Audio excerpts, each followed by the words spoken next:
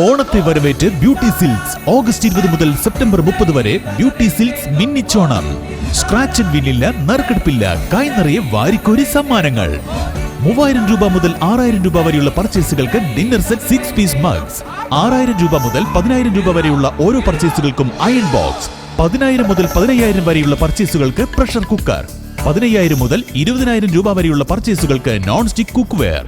20000 മുതൽ 25000 രൂപ വരെയുള്ള പർച്ചേസുകൾക്ക് ഈസി കുക്ക് തുടങ്ങി നിരവധി സമ്മാനങ്ങൾ. ഈ തകർപ്പൻ ഓണം ഓഫർ ഓഗസ്റ്റ് 20 മുതൽ സെപ്റ്റംബർ 30 വരെ മാത്രം. ആഘോഷിക്കൂ ഈ ഓണം മിന്നിച്ചോണം ബ്യൂട്ടിയോടൊപ്പം. Beauty silks.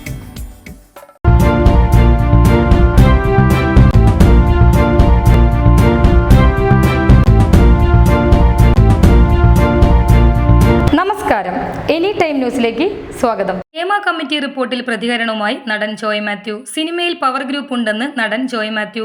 പവർ ഗ്രൂപ്പിൽ 15 പേരിൽ കൂടുതൽ ഉണ്ട്. ഇവർ കാരണം പലർക്കും തൊഴിൽ നഷ്ടപ്പെടാം. റിപ്പോർട്ട് പുറത്തു വന്നതിന് പിന്നിൽ WCCയുടെ ശക്തമായ ഇടപെടൽ. മൊഴി നൽകിയവർ പരാതിപ്പെടാൻ തയ്യാറാകണമെന്ന് നടൻ ജോയ് മാത്യു പറഞ്ഞു. നടിമാർ പരാതിപ്പെട്ടപ്പോൾ അമ്മ പിന്തുണച്ചില്ല. എങ്കിലും ഞാൻ വ്യക്തിപരമായി പിന്തുണ നൽകും. ദിലീപുമായി ബന്ധപ്പെട്ട പ്രശ്നത്തിൽ എന്നെ പല സിനിമകളിൽ നിന്നും മാറ്റിയിട്ടുണ്ട്. പവർ ഗ്രൂപ്പിന് നേരിട്ട് വിലക്ക് ഏർപ്പെടുത്താൻ കഴിയില്ല. എന്നാൽ ഹിഡൻ അജണ്ടയ്ക്ക് വിലക്ക് ഏർപ്പെടുത്താറുണ്ടെന്നും ജോയ് മാത്യു പറഞ്ഞു. രാഷ്ട്രീയത്തിൽ എന്നതുപോലെ സിനിമാ മേഖലയിലും പല തട്ടുകളിൽ ഗ്രൂപ്പുകൾ ഉണ്ടാകാം. ഹേമ കമ്മിറ്റി റിപ്പോർട്ടിലെ ഭാഗങ്ങൾ സർക്കാർ ഒഴിവാക്കിയത് തെറ്റാണെന്നും ജോയ് മാത്യു അഭിപ്രായപ്പെട്ടു. ഒളിച്ചുവെച്ച വിവരങ്ങൾ എല്ലാം പുറത്തുവരും. ഹേമ കമ്മിറ്റി റിപ്പോർട്ട് പുറത്തു വന്നതോടെ എല്ലാവരും മോശക്കാരാണെന്ന പ്രതീതിയായിട്ടുണ്ടെന്നും അദ്ദേഹം വിമർശിച്ചു. ഇതിന് എങ്ങനെ പരിഹാരം കാണണമെന്ന് അമ്മ ചർച്ച ചെയ്യും. സിനിമാ മേഖലയിലെ സ്ത്രീകൾക്കുള്ള സൗകര്യങ്ങൾ മെച്ചപ്പെടണം. 4.5 വർഷം റിപ്പോർട്ട് പൂഴ്ത്തിവെച്ചത് സർക്കാർ ചെയ്ത തെറ്റാണെന്നും ജോയ് മാത്യു പറഞ്ഞു. News desk any time news.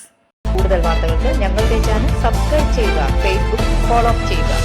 വാർത്തകൾ വേഗത്തിലറിയാൻ എനി ടൈം ന്യൂസ്.